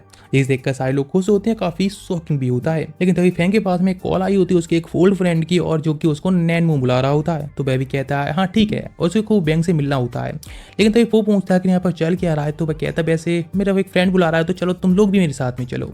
नेट पहुंच जाते हैं। नैन मुझे कि सच में एनवायरनमेंट काफ़ी ज़्यादा ब्यूटीफुल होता होता है, इंटीरियर भी काफ़ी अच्छा लग रहा होता है, लेकिन गर्ल्स को भी इन्वायरमेंट काफ़ी अच्छा लगता है। लेकिन सब कुछ इतनी आसानी से कैसे जा सकता है? सब कुछ अच्छा चल ही रहा होता है, अचानक से वैंग आता है और कहता है ओह, तो आखिरकार तुमने सेकंड रैंक को अचीव कर लिया। वैसे ऐसे तुरंत ही एक सजेशन दे तू कहता है कि वैसे तुम मुँह के स्कूल की तरह ही यहाँ पर नैनमो अकेडमी के भी सारे लोगों को पूरी तरह से इंसल्ट करना चाहते हो क्या? मतलब एक मॉक टेस्ट कैसा रहेगा सेकंड ईयर का, जिसमें कि तुम आराम से सबको आसानी से बेइज्जत कर सकते हो, क्योंकि यहाँ के लोग हैं वह काफ़ी कंफर्टेबल हो गए हैं और उनको लग ही नहीं रहा है कि उनकी दुनिया से बड़ी कोई दुनिया भी है। इसलिए मैं चाहता हूँ कि तुम उनको अच्छे से एक जगह दो एक बार। इस चीज पर फैंग मना कर देता है, लेकिन उसके फ्रेंड्स को थोड़ा इंटरेस्टिंग लग रहा होता है। लेकिन बैंग इस डील को और भी ज्यादा स्वीट करने के लिए एक ऑफर देता है, तो क्यों ना तुम्हें 52nd टीयर की पिल्स देना मैच के तौर पर कैसा रहेगा? हाँ, इस पर फैंग मान जाता है, ये जरूरी भी है। नेक्स्ट पर कॉल करता है प्रोफेसर टैंग के लिए और कहता है प्रोफेसर मुझे 52nd ईयर की पिल्स चाहिए। अभी इस बात पर थोड़े से गुस्से में आते, लेकिन फिर भी फर्स्ट ईयर की 50 और 5 सेकंड ईयर की पिल देने के लिए तैयार हो जाते हैं। सच में काफ़ी शॉकिंग होता है, लेकिन फैंग भी यहाँ पर अब तैयार होता है, इसीलिए पहुंच जाता है नैनमो अकेडमी के प्रिंसिपल से डायरेक्ट मिलने के लिए। अच्छी खासी बातचीत है बंदे की। वह कहता है मेरे पास एक सजेशन है, यदि मो अकेडमी के से सारे जो स्टूडेंट्स हार जाते हैं तो उनमें से करीब 90% को तुरंत ही फेल कर दिया जाए, जो भी जीतेंगे उन सभी को आगे प्रमोशन किया जाए, पास किया जाए, जिससे कि जो भी बेकार लोग हैं ना लेकर उन सभी को पीछे रखा जाएगा, और जो सच में मेहनत करना चाहते हैं बढ़ना चाहते हैं उन पर डायरेक्ट कॉन्सेंट्रेट किया जा सकता है उनको स्ट्रॉन्ग बनाने के लिए। प्रिंसिपल बिना किसी सेकंड थॉट के इस सजेशन को मान जाती हैं, कहते हैं ठीक है। तो तुरंत ही इसके जो रूल्स होते हैं अनाउंस कर दिए जाते हैं बैंक द्वारा। केवल एक ही रूल होता है, सामने आओ, फाइट करो, हारोगे तो जाओगे, जीतोगे तो आगे विनर बनोगे। इन सभी में से एक ही विनर बनने वाला है, जिसमें सभी लोगों को आकर वो अकेडमी के जो स्टूडेंट्स आए हैं उनसे फाइट करनी होगी। जिसमें जो पहली फाइट होने वाली होती है वह जिनली की होती है, और जो कि चैन फैंगली के साथ में होने वाली होती है। जो बंदा सच में काफी स्ट्रांग होता है और चैनली को पकड़ भी लेता है, लेकिन फिर भी वह चैनली से हार जाता है, जिसके साथ में सेकंड मैच करने के लिए जाता है फैंग स्टेज पर, क्योंकि उसने वादा किया होता है बैंक से कि सेकंड मैच के लिए बह जाएगा। तुरंत ही वह चैलेंज कर देता है और सभी लोग देखकर शॉक्ड जाते हैं, फैंग आकर भी इतने ज्यादा स्ट्रांग इतने जल्दी कैसे बन गया? ये सच में लोगों के लिए काफी शॉकिंग होता है। लेकिन तुरंत ही एक गर्ल सामने निकल कर आती है, इसका नाम होता है लिली लैंड, जिसको नाम को तुरंत ही मजाक बनाने लगता है कि उसका नाम तो लग रहा है कि इसी सब्जी का पत्तों की तरह है। तुरंत गुस्से में आकर भी स्पीड से अटैक कर देती है, जिससे स्पीड से वह डॉज कर लेता है। वह भागना स्टार्ट करता है, वह उसका पीछा कर देती है और कहती है तुम तो सच में डरपोक और इस तरह से भाग क्यों रही हो? वे बस स्माइल करता है और पीछे अटैक कर देते से वह दूर जाकर गिरती है और ढेर हो जाती है, जिसके साथ में अब उसे भागना पड़ता है। तुरंत ही एक और बंदा आता है, लेकिन पर नाम बताए उससे पहले उस पर अटैक कर देता है और फैंग कहता है मुझे तुम जैसे वीकलिंग और ट्रेस लोगों के नाम याद रखने में कोई भी इंटरेस्ट नहीं है, इसलिए दफा हो जाओ। इसी के साथ में एक और बंदे की एंट्री होती है, जो कि पूरी तरह से फायर हो रहा होता है, जिसको देखकर वह भी तुरंत ही अपनी पंची से ही फाइट करना स्टार्ट करता है। हर पंची के साथ में उसके हाथों से अब ब्लीडिंग होने लगी होती है, लेकिन सामने वाला बंदा बस ऐसे हाथों को हिलाने से ही अपने दर्द को कम कर लेता है, मतलब उसको इतना महसूस नहीं होता है। लेकिन तुरंत ही उस पर अटैक करता है और अपनी स्पीड को लेकर अटैक कर देता है। यहाँ पर अब फैंग होता है बस अब तक खेल ही रहा होता है और खेल खेलने में अभी कॉर्नर पर आ चुका होता है। ये तुरंत ही वह अपने 2 वॉल्फ टाइप से अटैक कर देता है और जिनसे वह ढेर हो जाता है। सब लोग देख रहे होते हैं, सच में काफी इंटेंस है, और फैंग के साथ में उसका जो टाइम होता है फाइट का वह काफी हद तक बढ़ गया होता है। यहाँ तक उसके फ्रेंड भी देख रहे होते हैं कि ये बंदा सच में फैंग से इतना ज्यादा टिक पा रहा होता है। दोनों अपनी पावरफुल टेक्निक को यूज करते हैं, जैसे दोनों की पावरफुल टेक्निक टकराती हैं वहां पर एक ब्लास्ट होता है, लेकिन यहाँ पर फैंग अपनी एनर्जी से रन आउट हो जाता है, इसीलिए अपने सर से अटैक करता है और दे दनादन के बाद किक के साथ उसे नीचे फेंक देता है और कहता है कि और कोई यहाँ पर ट्रेस है जो कि मुझे आकर चैलेंज करना चाहता है। बैंक कहता है चलो फैंग आज के लिए तुम्हारे लिए काफ़ी हो गया, और सामने तरफ जाते हुए कहता है कि अब ऐसा कोई और भी है जो कि चैंपियन के लिए चैलेंज करना चाहता है। किसी की हिम्मत नहीं होती है तो वह कहता है सच में तुम सारे के सारे लूजर्स हो और कुछ भी नहीं, जो तुम अपनी रेपुटेशन को दोबारा रिक्लेम करने की कोशिश भी नहीं कर रहे हो। और यहाँ पर बैंक के प्लानिंग के अकॉर्डिंग सब कुछ गया होता है, तो सब कुछ हाँ अच्छा ही होता है। नेक्स्ट इस कॉम्पिटिशन के बाद में वह आ रहा होता है तो कॉल आई होती है लू की तरफ से, और टीचर लू कहते हैं उससे आकर मिलने के लिए। इधर दिखाया था कि जो बंदा फाइट करने में सच में पूरी तरह से लोगों पर लगा होता है, जो आ रहा होता है सबको ढेर कर रहा होता है। तुरंत उसके सामने एक और बंदा आता है फाइट करने के लिए, तो जब वह बंदा पर अटैक करता है तो कोई काम का नहीं होता है, यहाँ तक कि उसके पैरों के बीच में अटैक करता है वो भी किसी काम के नहीं रहते हैं। और तुरंत ही वह कहता है ओह तुम भी एक लूजर ही हो, इसको ढेर कर देता है। जब फैंक की एंट्री होती है तो कहता है तो कोई एक जूनियर आकर मुझसे फाइट करने वाला है, चलो ठीक आ जाओ। तो टीचर लू आते हैं और पंच के साथ मुझसे दूर फेंकती हुई कहती हैं इस तरह से तुम स्कूल की प्रॉपर्टी को डैमेज नहीं कर सकते, इसलिए यहाँ से दफा हो जाओ। उसकी केयर भी नहीं करती हैं और फैंक भी शॉक्ड जाता है। उसको अपने साथ में ले जाती हैं और एक रूम में आ जाती हैं और बात करती कहती हैं किम के बारे में बताते हो। किम जो कि एक 3rd लेवल पर पहुंच चुका है, उसकी जो पूरी बॉडी है वो एक टाइटेनियम की तरह है, लेकिन सच में उसका ब्रेन है बिल्कुल ही बेकार है, कचड़ा है और कुछ नहीं। बताने लगती हैं तुम्हारी जो टेक्निक्स हैं पूरी बॉडी को मजबूत करने के लिए तुम भी 3rd लेवल पर जाकर इस तरह से मजबूत बन सकते हो, जिस तरह से किम ने उस बंदे को हराया था इतना स्ट्रॉन्ग होने के बाद भी, क्योंकि उसकी बॉडी पूरी स्ट्रॉन्ग है इसीलिए। नेक्स्ट उसकी भी ट्रेनिंग रूम के अंदर उसे भेज दिया जाता है और जहाँ पर वह देख रहा होता है ये चल क्या रहा है, बैठ जाता है, कॉन्सेंट्रेट करने की कोशिश करता है तो लगता है उसके अंदर एक भूत घुस गया है।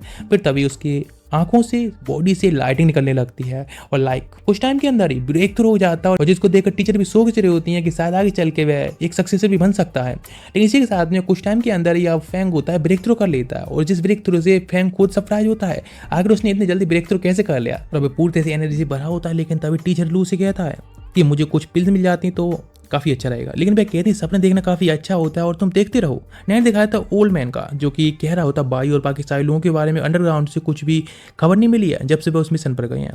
प्रिंसिपल कहते हैं तो हमें क्या करना चाहिए कि हमें सेकंड रैंक के लोगों को भेज देना चाहिए रेस्क्यू के लिए या फिर उनकी हेल्प करने के लिए।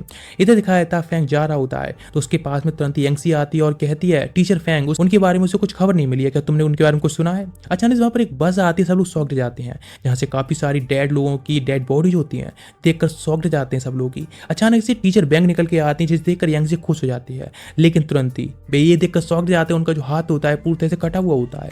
तुरंत ही वहाँ पर वे ओल्ड टीचर और बाकी टीचर भी आ जाते हैं प्रिंसिपल के साथ में और वे लोग जानते हैं कितने इंटेंस मूवमेंट है, लेकिन फिर भी वे इसको लाइटन करने के लिए कहते हैं काफी अच्छा है कि तुम लोग इस तरह जीवित तो आ गए ना। लेकिन तभी टीचर बाय लू से कहती हैं कि आगे से यंग सी की जो ट्रेनिंग है वह तो आप ही कराना। ये बात सुनकर यंग सी कहते हैं क्या मतलब टीचर आप मुझको आगे से कुछ नहीं सिखाएंगे। इस पर लू कहती है कि हाँ बिल्कुल, अभी वह काफ़ी इंटरनली काफ़ी इंजर्ड हो चुकी हैं और उनको काफ़ी टाइम लगने वाला है, करीब 2 से 3 साल लग जाएंगे जब तक वह रिकवर हो पाएंगे, इसलिए तब तक तुम्हें ट्रेनिंग करानी जरूरी है। तो हमें एक और टीचर आते हैं और उन सभी लोगों को सारी इन्फॉर्मेशन देते हैं अंडरग्राउंड के बारे में जो मैटर हो रहा है वहाँ पे किस तरह से रिवील के बारे में। ओल्ड मैन तुरंत ही कहते हैं सबके बारे अरेंज करने के लिए और कहते हैं जो हीरो यहाँ पर मरे उन सभी की फैमिली को अच्छे से ध्यान रखा जाए और केयर की जाए। और जिसके साथ में फैंग भी देखकर शॉक्ड जाता है कि ये अंडरग्राउंड को जो मैटर चल रहा है वह क्या है, ऐसा कौन सा बिजनेस वहाँ पर चल रहा है। नेक्स्ट सभी की जो ग्रेप्स होती हैं उनके सामने लोग आकर खड़े होते हैं, उनकी प्रे कर रहे होते हैं, यहाँ तक कि बहुत सारे स्टूडेंट्स होती हैं अब रोने भी लगी होती हैं उनको याद करने के बाद। नेक्स्ट इसे दिखाया था टीचर बाई जो कि सभी लोगों को बता रही होती है अंडरग्राउंड के बारे में, सारी इन्फॉर्मेशन जो भी चाहिए होती है लोगों के लिए सब बताने स्टार्ट करती हैं।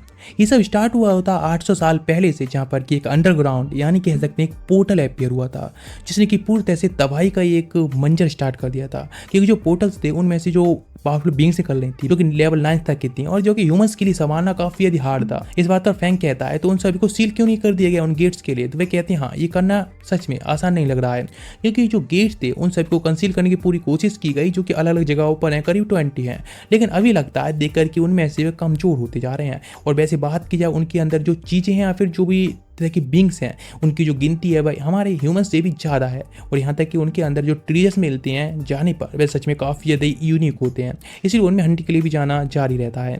जिसके साथ में अब टीचर बाई होती हैं फिर से टीचर लू के लिए खुश करने की कोशिश कर रही होती हैं जिससे कि वे यंग जी को अपने साथ में ट्रेनिंग दे लगे, लेकिन इस चीज़ पर लू मान जाती हैं और कहती हैं ठीक है मैं इसके बारे में थोड़ी सी चेक करूँगी।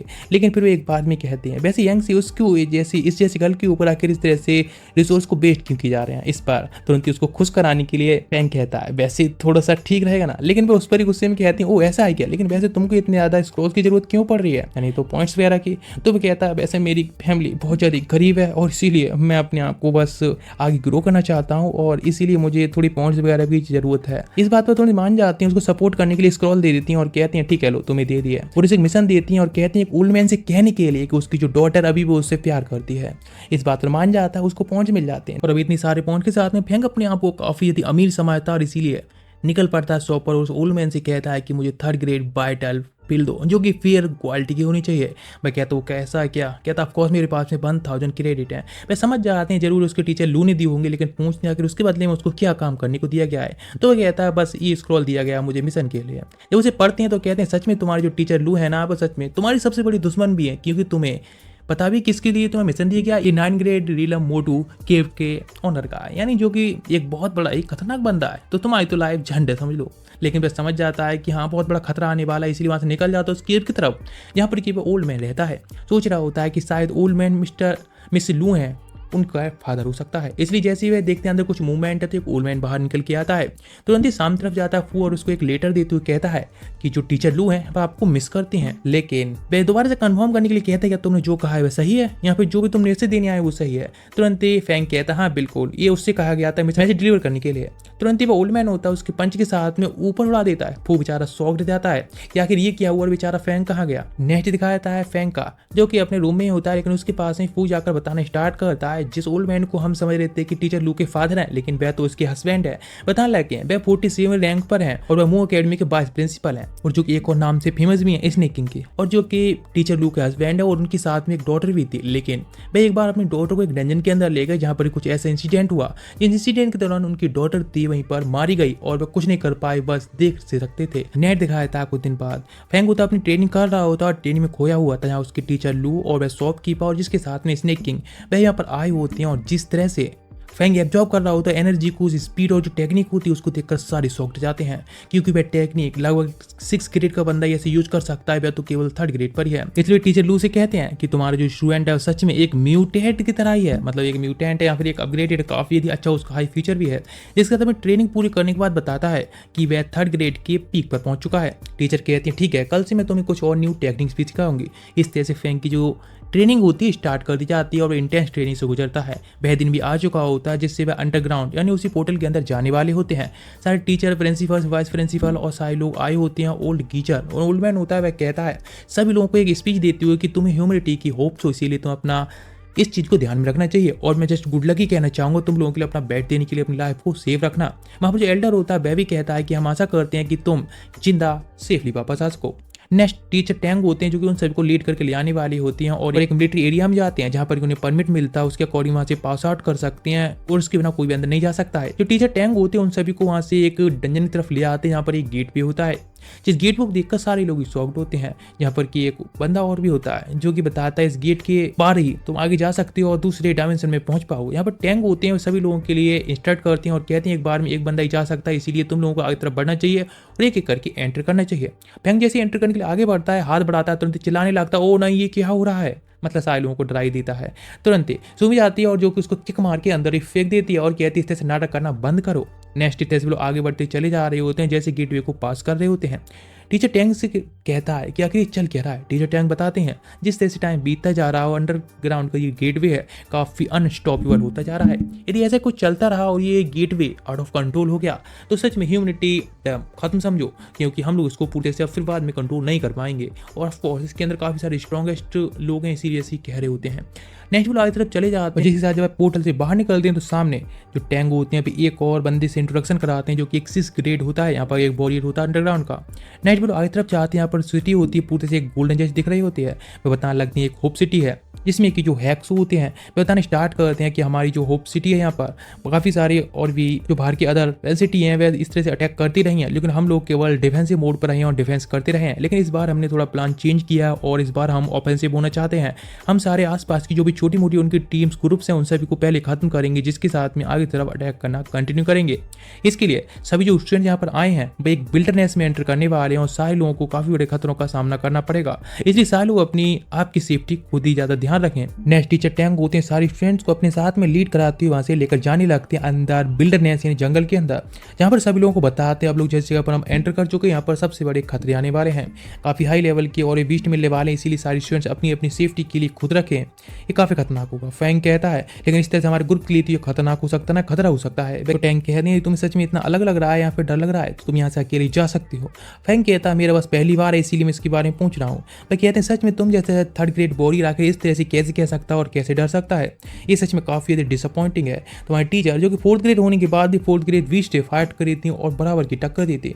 ऐसे टाइम पर तो तुम लोगों को आगे शो करना चाहिए अपनी पावर्स के लिए, लेकिन तुम जैसे व्यक्ति जो कि और अकेडमीज हैं पूरी अकेडमी को अपना दुश्मन बनाने में उनको ढेर करने में इतना रुचि रखता है, लेकिन इस तरह से इन बीस्ट के सामने डर रहा है, सच में मेरी काफ़ी डिसअपॉइंटिंग की बात है और तुम जैसा टैलेंट जो कि अब पहचान लायक भी नहीं है। इस पर फैंग कहता है मैं कोई डर नहीं रहा हूँ और ये बात मैं साबित करके रहूंगा। नेक्स्ट बेलो आगे तरफ बढ़ जाते हैं, लेकिन बेलो जो आसपास में देखते हैं तो फैंग नहीं होता है। वह कहते हैं आखिर फैंग कहाँ गया, कुछ टाइम से उन्होंने नहीं देखा होता है। नेक्स्ट दिखाता है फैंग जो ये खड़ा होता है और सोच रहा होता है क्या आखिर आसपास में अचानक से एक बंदा असैसिन की तरह निकलता है और अटैक कर देता है, जिससे वह ब्लॉक तो कर लेता है लेकिन तुरंत ही अपने वेपन को भी निकाल लेता है और बंदा छुप जाता है स्पीड से, लेकिन स्पीड से अटैक कर देता है, जिस अटैक के साथ में उस बंदे को खत्म कर देता है। जिसके साथ उसको चेक करता है जो कि पूरी तरह से एक ह्यूमन की तरह दिख रहा होता है। उसके पास से एक डॉक्टर को निकाल लेता है और कहता है ओह तो लगता है बेंसिटी के सारे लोग हैं वे इस तरह के ही हैं, एक ह्यूमन की तरह ही। अचानक से वो छुप जाता है और वहाँ पर काफ़ी सारे और भी उसके साथी आ जाते हैं। लेकिन उनमें से एक बंदा तुरंत ही फैंग की तरफ देखता है तो तुरंत ही फैंग भी वहाँ से भागना स्टार्ट कर देता है। वे लोग उसका बस पीछा कर रहे होते हैं और फैंग वहाँ से बस भाग रहा होता है। फैंग बस उनसे अपोजिट डायरेक्शन में भाग रहा होता है जिससे कि वो बच सके, लेकिन तभी वह हवा में जंप कर देता है जिससे कि वे एक एडवांटेज लेकर हवा में अटैक कर सके। लेकिन हवा में अटैक उसके इतने वर्कफुल नहीं रहते हैं, इसीलिए अपनी स्ट्रेटजी को दोबारा से चेंज करता है और अपने जो पैरों की मसल्स होती है उनको स्ट्रेंथन करता है और स्पीड से वहाँ से स्केप करने में ज़्यादा ध्यान देता है। लेकिन जब फैंग इधर भागने में बिजी होता है उसी टाइम पर दिखाया जाता है टीचर जो कि बात कर रहे होते हैं कहीं फैंग इतना कुछ ना कर दे जिससे कि हमारा मिशन और भी ज़्यादा डिफिकल्ट हो जाए, इतना लंबा ना निकल जाए। लेकिन इधर दिखाया था फैंग जो कि भागने में कामयाब रहा होता है उन तीनों लोगों से, और लेकिन जब वह सामने देखता है उसके सामने एक बहुत बड़ा फॉक्स मॉन्स्टर होता है जिसको देखकर वह खुद घबरा जाता है। इतना खतरनाक बीच लगता है उसकी लाइफ तो अभी खत्म है। तीनों लोग आ जाते हैं अटैक करने के लिए और उसको ऑफ गार्ड देखकर उसको खत्म करना चाहते हैं, लेकिन जब वह देखते हैं सामने बीच तुरंत ही भागने की कोशिश करते हैं, लेकिन वो तुरंत ही उसको पकड़ता है। उन सभी की जो एनर्जी को वह सक कर जाता है मॉन्स्टर। लेकिन इधर फैंग सोच रहा होता है लगता है मेरा नंबर आ गया और मेरा डेड एंड और कुछ भी नहीं, इसलिए अपने आप को तैयार कर रहा होता भागने के। लेकिन वह बीच उसके पास जाता है, बस उसको थोड़ी सी स्मेल करता है जिसके साथ में समझता है कि आखिर क्या। अचानक से उसके पास एक क्रिस्टल निकालता है, सोचता है क्या इस स्टोन के पीछे है। हाँ समझ जाता है उस तरफ ज़्यादा ध्यान है इसलिए तुरंत ही दूसरी तरफ फेंक देता है और हाँ इस चाल में वह बीच फंस भी जाता है और तुरंत ही उस स्टोन की तरफ ही भागता है और उसको खा लेता है। फैंग सोचता है चल उससे पीछे छोड़ गया, लेकिन अचानक से वह समझ नहीं पाता, उससे पहले उसके सामने आ जाता है और उसकी एनर्जी को ड्रेन करना स्टार्ट कर देता है उन लोगों की तरह ही। नहीं दिखाया था टीचर सोच रहे होते हैं कि कहीं फैंग ऐसी मुसीबत ना पड़ जाए जो कि ज़्यादा खतरनाक हो और कहीं वह बीस्ट के कुछ डेन में न पहुंच जाए जहाँ पर वह बीस्ट रहता है, क्योंकि लगभग 8 की रेट पर वह पहुंचने वाला है। हमारे लिए एक बहुत बड़ा डिजास्टर होगा यदि उससे सामना करना पड़े।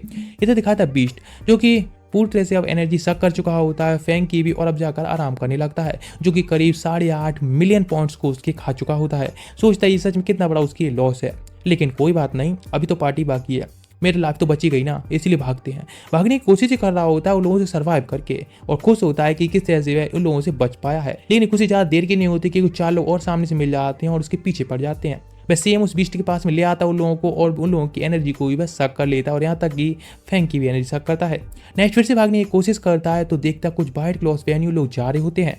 ये लोग पहले के ब्लैक लोगों से काफ़ी अलग होते हैं, उनके पास जो सामान होता है उसे समझ जाता है कि शायद ये होप सिटी पर अटैक करने जा रहे हैं, इसलिए इसके बारे में सारी जो न्यूज़ है वो उसको सिटी तक पहुँचानी होगी जिससे कि वे लोग प्रिपेयर हो सकें। लेकिन उसके पास में पहले एक ही रास्ता है कि उस बीस्ट के पास में वापस जाए। देखता है तो जो लोग लाया था 4 उनको पूरी तरह से ही सक कर चुका होता है और तभी वह उसकी भी एनर्जी को फिर से सक करना स्टार्ट करता है और उसके काफ़ी मिलियन पॉइंट्स फिर से सक कर जाता है।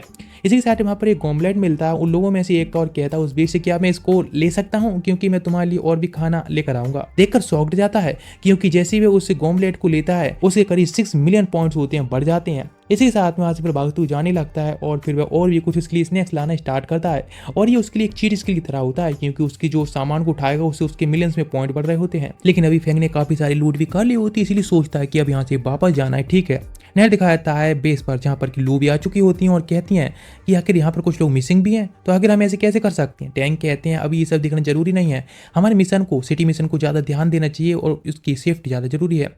मिशन को जाने लगते हैं उससे पहले ही देखते हैं तो फैंग होता है स्पीड से भागते उनकी तरफ ही आ रहा होता है क्योंकि बेचारा एस्केप करने में अब कामयाब रह चुका होता है, लेकिन उसके पीछे काफ़ी सारे लोग पड़े होते हैं, इसीलिए तुरंत ही उसको प्रोटेक्ट करने के लिए टैंक इंटरफेयर करते हैं और उन पर अटैक कर देते हैं जो कि 5 लेवल के वॉरियर्स होते हैं उनको ढेर कर देते हैं।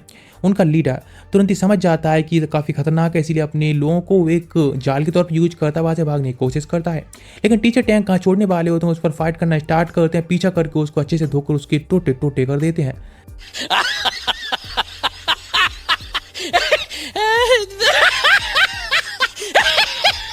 जिसके साथ में ही फैंग बताता है कि मेरा इस तरह से जाना बेकार नहीं रहा क्योंकि मैंने यहाँ तक कि पीक 5 लेवल के वॉरियर्स को भी हराया है और ये देखो मेरे पास क्या हूँ। इस पर लू कहते हैं क्या मेरा बॉय इस तरह से मिशन पर गया था अकेला और बिना किसी सेफ्टी के। इस पर गुस्सा होती है डीन पर, लेकिन इस तरह से सेफली आ चुका होता है इसीलिए वो काफी खुश भी होती है कि अब काफी स्ट्रॉन्ग भी बन चुका है। और लेकिन इस इंसिडेंट की वजह से जो आर्मी होती है वह भी फैंग का ही नाम ले रही होती है क्योंकि फैंग अभी काफी फेमस हो चुका होता है यहाँ पर भी अच्छे काम करने की वजह से। टीचर लू होती है उसको अच्छे से सुना रही होती है, आखिर वो इस तरह से अपनी लाइफ को भी लाइन पर रख के इतने बड़े मिशन पर जा सकता है। लेकिन वह इस चीज़ को तुरंत रोकते हुए कहता है कि मैंने कुछ लोगों को देखा जो कि मेरे ख्याल से होप सिटी तरफ अटैक करने आ सकते हैं, फिर एक बहुत बड़ा खतरा हो सकता है सिटी के लिए, इसीलिए मेरे पास इंस्टिंक्ट है। सारी डिटेल दे देता है उन लोगों के बारे में। तो टीचर लू कहती है हमें अपने डिफेंसेस को तुरंत तैयार करना होगा। सेम होने लगता है, टीचर होते हैं सारे डिफेंसेस को रेडी कर देते हैं और कहते हैं ओल्ड मैन है वह भी तो अभी अपनी गोल्डन बॉडी को यूज नहीं कर सकते हैं, इसलिए हमको ये सारी फाइट देखनी होगी क्योंकि यदि वह लास्ट टाइम गोल्ड बॉडी को यूज करेंगे तो उनकी डेथ पक्की है। इसी के साथ में नेट दिखाया था फैंग, जिसके बाद में सुमी कहती है हम लोग भी अब नेक्स्ट अंडरग्राउंड मिशन पर जाने वाले हैं फाइट करने के लिए। फोवी कहता है हाँ बिल्कुल, ये काफ़ी अच्छा चांस है हमारे लिए कि हम लोग लेवलअप कर पाएंगे और क्रेजली लेवलअप करेंगे। इस पर टीचर लू कहती है कि फैंग तुम अभी नहीं जाओगे, तुम काफी इंजर्ड हो, इसीलिए यहीं पर रुकना अच्छा है। फूवी कहता है हाँ बिल्कुल, तुम इतना शो ऑफ करती हो, अब तुम मौका थोड़ा हमें भी दे दो, अब इतना शो ऑफ करने की जरूरत नहीं है लोगों के सामने। इस पर फैंग कहता है मुझे मरने से डर नहीं लगता है, लेकिन यहाँ पर रहकर मैं अपनी फ्रेंड को खोने से ज्यादा डर लगता है, इसलिए मैं जाकर एक अकेली सिटी से भी अकेली फाइट कर सकता हूँ अपने फ्रेंड्स के लिए। टीचर लू कहती है तुम्हें पता है ना वहाँ पर लेवल 9 ग्रेड वॉरियर्स भी हो सकते हैं, इसीलिए काफी खतरनाक है। लेकिन वह कुछ पिल्स मांगता है जिसके साथ उन्हें खा जाता है और कहता है चलो ठीक है, खुद को रिकवर करने के लिए। नेक्स्ट वो अपने वेपन तरफ देखता है जो कि पूरे से स्क्रैप बन गया होता है, लेकिन तब डीन वहाँ पर उसके लिए एक न्यू वेपन लाए होते हैं जो कि उन्होंने एक एनिमी को मारने के बाद ही इसको उससे लिया था। नेक्स्ट सारे लोगों को अपग्रेडेड वेपन दे दिए जाते हैं जिनसे कि वो अच्छे से फाइट कर सके। नेट वे लोग पोर्टल में एंट्री करते हैं और फाइट के लिए तैयार होते हैं बैटल ग्राउंड में पूर्ते से उतरने के लिए। नेट दिखाया था फैंग अपने आप को रिकवर करने की कोशिश कर रहा होता है, लेकिन जो इंजरी होती है वो काफी हाई लेवल होती है, इसीलिए सोचता है अपनी गोल्डन बॉडी में ब्रेक थ्रू करना ओल्ड मैन यानी प्रिंसिपल तराई तो ये काफ़ी अच्छा रहेगा और इससे वह सर्वाइव भी कर पाएगा। नेट दिखाया जाता है किम का बाकी सारे लोग होते हैं उन सभी लोगों को बताया जा रहा होता है किस तरह से उनको हर एक ऑर्डर को मानना होगा और सारे लोगों उनको थोड़ा पीछे कर रहना होगा, किस तरह से फ्रंट लाइन पर बिहेव करना है। इस पर जिनली कहता है कि इस तरह से वह पीछे नहीं हटेगा, पूरी तरह से फाइट करेगा। टैंग कहते हैं ये कोई प्ले ग्राउंड नहीं है बल्कि एक बैटल है जिसके दौरान तुम्हें हर एक ऑर्डर को फॉलो करना होगा जिससे कि सारे लोगों की सेफ्टी बनाई जा सके। और वहाँ पे तभी काफी सारे एनर्जी क्रिस्टल को लाया जाता है और जो कि पूरी तरह से एनर्जी को रिस्टोर करने में काम आएंगे। फैंग में यहाँ पर आ चुका होता है, सारे लोग देख रहे होते हैं सिटी की तरफ और कहते हैं अब चलो ये टाइम आ चुका है और लोगों पर काउंटर अटैक करने के लिए। जनरल होते हैं वे कहते हैं चलो यहाँ पर ह्यूमैनिटी है जो कि काउंटर अटैक करने वाली है और अब सभी लोगों को सामने से हटाने का टाइम आ गया। सारे लोग अपनी एनर्जी क्रिस्टल को क्रश करते हैं, अटैक करने की जाने लगती हैं और फाइट करने लगते हैं। सामने जो लोग भी आ रहे होते हैं उन सबको ढेर करने के लिए जैन वैन और जैन ली दोनों लोग एक साथ में डुओ बनाकर अटैक करते हैं। इधर चेंगसी और टीचर बाय दोनों साइड बाय साइड काफी अच्छे से कोऑपरेट करके फाइट कर रही होती हैं, लेकिन यहाँ पर साबित कर रहे होते हैं फेंग और सू दो लोगों की जोड़ी काफी अच्छी और सभी लोगों को डिस्ट्रॉय कर रहे होते हैं। जो भी सामने आए उन लोगों का डुओ काफी अच्छा वर्क कर रहा होता है, सभी लोगों के डुओ की तरह ही। नेक्स्ट उनके सामने एक ग्रेड 4 का जब तक कि बंदा नहीं आता है, लेकिन जो जैसे अटैक करने वाला उससे पहले किन बीच में आकर उसको ढेर कर देता है और कहता है ये तो फाइट करनी है तो अपनी साइज के बंदे से फाइट करो ना। जैसे बंदा अटैक करने जा रहा होता है तो किम तुरंत ही अपनी वेपन उस तरफ फेंक देता है जिसके साथ बंदे को भी सामने से लाता है और किक के साथ ऊपर फेंक देता है। जो बंदा ऊपर उड़तू जा रहा होता है ऊपर से एक स्वाड आती है वही और वापस उसको खत्म कर देती है। इधर कुछ लोग मिलकर एक साथ अपने कैनन को एक्टिवेट करते हैं और सारे लोगों को जो सप्लाई बेसिस होते हैं उनको डिस्ट्रॉय करने लगते हैं। यहाँ पर अब एंट्री होने लगती है थोड़ी हाई लेवल के पावर हाउसेस की जिनके साथ में टीचर वैंग रू वगैरह सभी लोग होते हैं जो हाई लेवल के फाइट करने लगते हैं। सारे लोग देख रहे होते हैं कि सच में कितनी ज़्यादा स्ट्रॉन्गेस्ट बीस्ट आने लगे हैं अटैक करने के लिए और सच में क्या इनमें वे कुछ कर भी सकते हैं। अचानक से वहाँ पर कुछ लोग आ जाते हैं एनर्जी कैनन को लेकर, लेकिन वे उसको चार्ज जरूर करने लगते हैं, लेकिन उसको भी रोक दिया जाता है क्योंकि उसको एक बार शूट करने का मतलब है मिलियंस ऑफ पैसों को जला देना, इसीलिए एक लास्ट होप रहेगी हमारी सिटी की सेफ्टी के लिए, इसलिए थोड़ा वेट करना चाहते हैं। और इस तरह से जो बैंग होते हैं वह भी आगे तरफ सामने और बंदों पर अटैक करते जा रहे होते हैं। फैंग तुरंत इंटरफेयर करना चाहता है लेकिन किम उसको रोकते हुए कहता है रुक जाओ तुम शांत रहो थोड़ा, क्योंकि यहाँ पर हम जैसे लो लेवल के लोग हैं वो कुछ भी नहीं कर पाएंगे। लेकिन तभी देखते हैं तो अचानक से बहुत ज्यादा पावरफुल एक ब्लास्ट होता है जो कि डायरेक्ट टीचर लू की तरफ बढ़ रहा होता है जो कि सरप्राइज अटैक होता है, लेकिन अचानक से एक और अटैक आता है और उस अटैक को खत्म कर देता है जो कि former principal and old man ने किया होता है, जिसके साथ में प्रिंसिपल और बाकी सारे और भी लोग होते हैं और यहाँ पर बहुत सारे स्टूडेंट्स भी होते हैं। हैंगसू और बाकी सारे कॉम्पिटिशन वाले स्टूडेंट भी यहाँ पर आए होते हैं जिन्होंने कॉम्पिटिशन में पार्टिसिपेट किया था। इसी के साथ में जो पावर हाउसेस होते हैं वे आने के बाद अटैक करना स्टार्ट करते हैं और सारे स्टूडेंट भी फाइट में लग जाते हैं। इसी के साथ में जिस तरह से फाइट चल रही होती है सामने आ जाता है उन सभी बीस्ट मैन्स का लीडर और जो इस पर अटैक करके उसे पीछे हटा देते हैं, लेकिन दोबारा अटैक करता है तो ओल्ड मैन उसे डॉज करने की कोशिश करते हैं, उनकी चोटी कट जाती है जिसके साथ वह अपना एक ये अटैक करता है जो कि जब डॉज करते हैं तो नीचे आकर ब्लास्ट होता है। इस तरह का अटैक काफी सारे होते हैं और नीचे के लोग अब सोल्जर्स मरने लगे होते हैं। ओल्ड मैन सोचते हैं इस तरह से फाइट ज्यादा लंबी चली तो ह्यूमैनिटी के बहुत सारे लोग मारे जाएंगे, इसीलिए सबको जल्दी खत्म करने के लिए और यंगर जनरेशन को बचाने के लिए वो अपनी गोल्डन बॉडी को एक्टिवेट करते हैं और स्पीड से अटैक करने जाने लगते हैं। उस बंदे के साथ जब फाइट कर रहे होते हैं तो बंदा अपने अल्टीमेट मूव को यूज करता है तो तुरंत ही वह अपने गोल्डन बॉडी को फुल पावर पर यूज करने के साथ कहते हैं तुम्हें क्या लगता है कि मैंने गोल्डन बॉडी बस इस तरह से ही शांति से मंडली के लिए कंट्रीब्यूट किया गया, इसीलिए तुरंत ही स्पीड से अटैक करते हैं फुल पावर के साथ में। और जो अकेला अटैक काफी होता है उस लीडर को जलाने के लिए और बहुत सारे उसके लोगों को भी जलाने के लिए। साइलू देखकर ये शॉक्ड हो जाते हैं, आखिर क्या सच में यही थी पावर ऑफ गोल्डन बॉडी, क्योंकि ये काफ़ी स्ट्रॉन्गेस्ट थी। अकेले एक बैटल फील्ड को खत्म करने के लिए भी अकेले एक अटैक ही काफ़ी होता है, लेकिन सच में इसके कुछ कॉन्सिक्वेंसेस भी होते हैं जो कि हम पहले ही सुन चुके हैं और आगे क्या होगा वह हम नेक्स्ट एपिसोड में देखेंगे। इसी के साथ में इस सीरीज का पार्ट 1 यहीं पर एंड करते हैं। सीरीज अच्छी लगी हो तो कमेंट करो बस और वीडियो को लाइक करो। हो सकता है तो वीडियो को शेयर कर दो अपने दोस्तों के साथ में, जिससे अच्छा सपोर्ट मिलेगा और जल्दी इसका पार्ट 2 आएगा। और वैसे तुम लोगों के लिए एक न्यू सरप्राइज भी तैयार कर रहा हूँ, जिससे कि तुम लोग हिंदी डब में एनवी भी देख सकते हो, एक्सप्लेनेशन तो देखते ही हो। तो बस थोड़ा सा टाइम लग रहा है, उसके बारे में जल्दी इन्फॉर्मेशन दे दूंगा। मिलते नेक्स्ट एपिसोड तक, गुड बाय, सायोनारा।